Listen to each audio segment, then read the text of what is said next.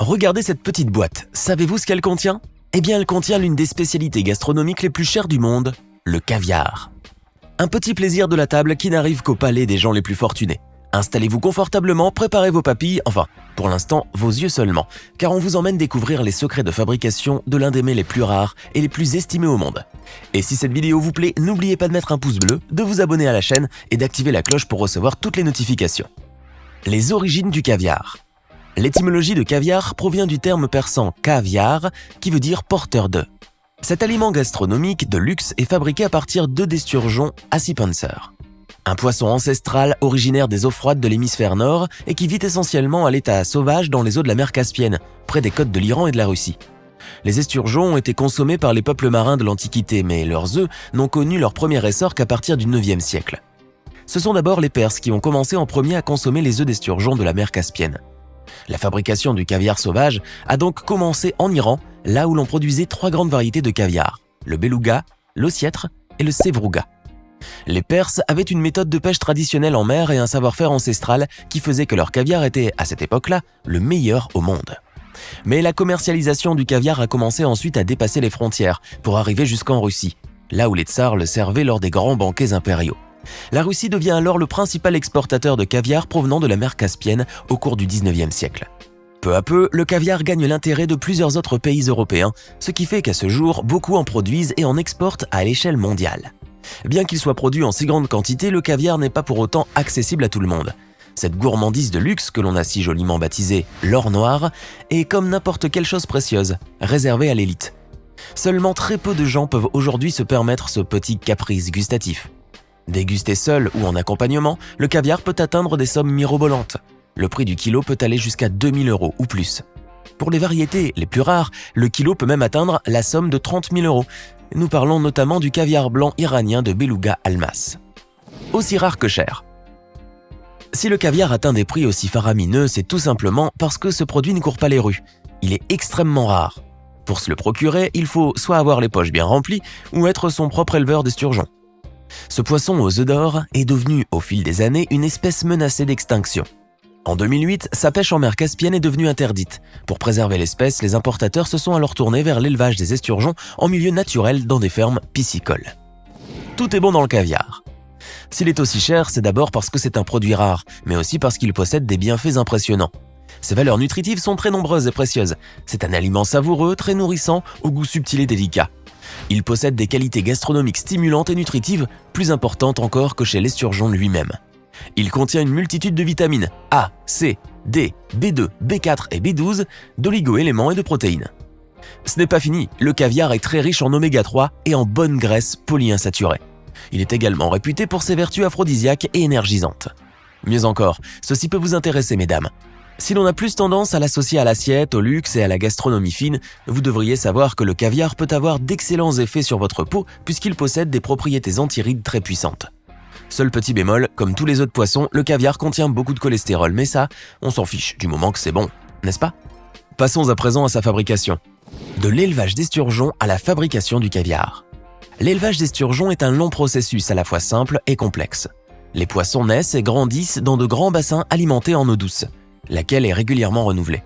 À l'âge de 3 ans, les esturgeons sont examinés et les deux sexes sont alors séparés.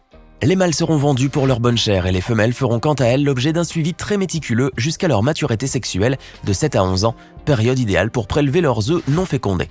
L'extraction de ces derniers requiert un savoir-faire d'expert et un travail d'orfèvrerie.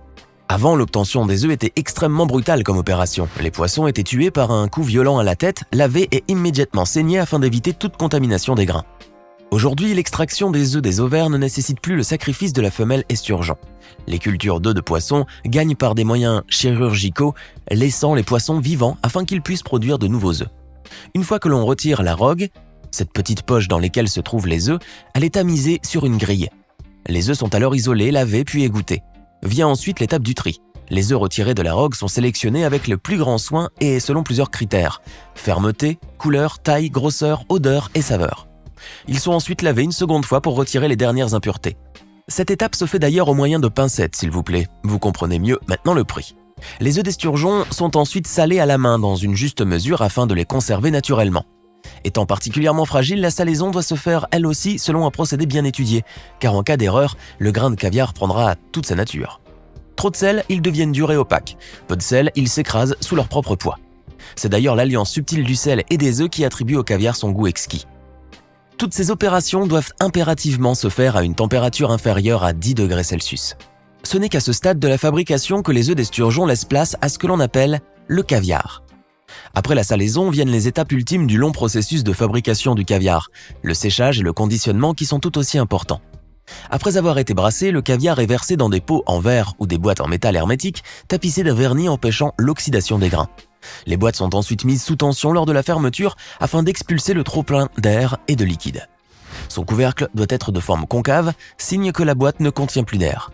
Commence ensuite le travail d'affinage qui donne au caviar sa complexité et tous ses arômes. Venons-en à présent à la conservation de ce précieux produit.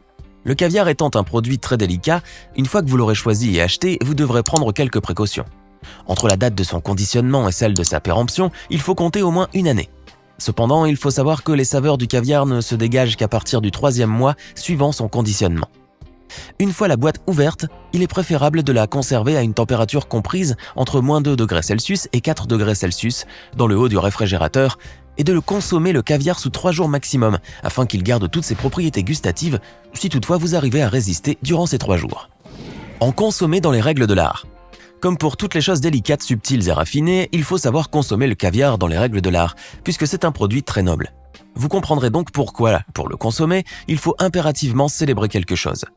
Avant qu'il n'arrive à votre bouche, vous devez commencer par bien le choisir. Il n'est pas nécessaire de préciser que pour être sûr de la qualité du produit, mieux vaut se le procurer du marché légal.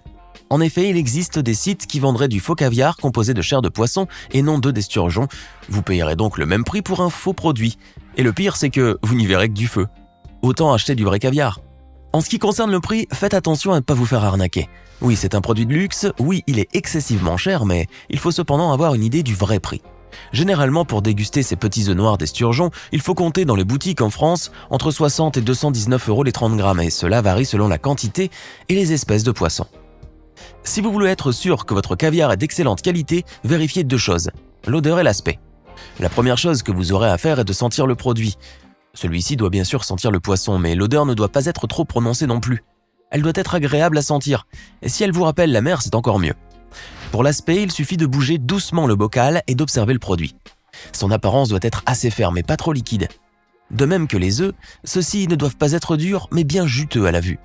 Toutefois, sachez qu'il est possible de goûter le caviar avant de l'acheter si vous vous en procurez dans une maison reconnue. Cela fait partie des services de vente. Vous penserez à moi. Lors de la dégustation, le caviar ne doit pas piquer mais procurer cette délicate saveur fraîche en bouche. Ni trop forte, ni trop fade, un juste équilibre serait parfait. Les palais les plus fins seront distingués à un caviar d'excellente qualité. Une dégustation royale. À présent, passons à la partie la plus chouette de toutes, la dégustation la vraie. Ceux qui sont passionnés par le caviar doivent le savoir. Il doit être directement servi sur l'assiette et ne doit pas être transvasé dans un autre récipient. Cela risque de l'abîmer.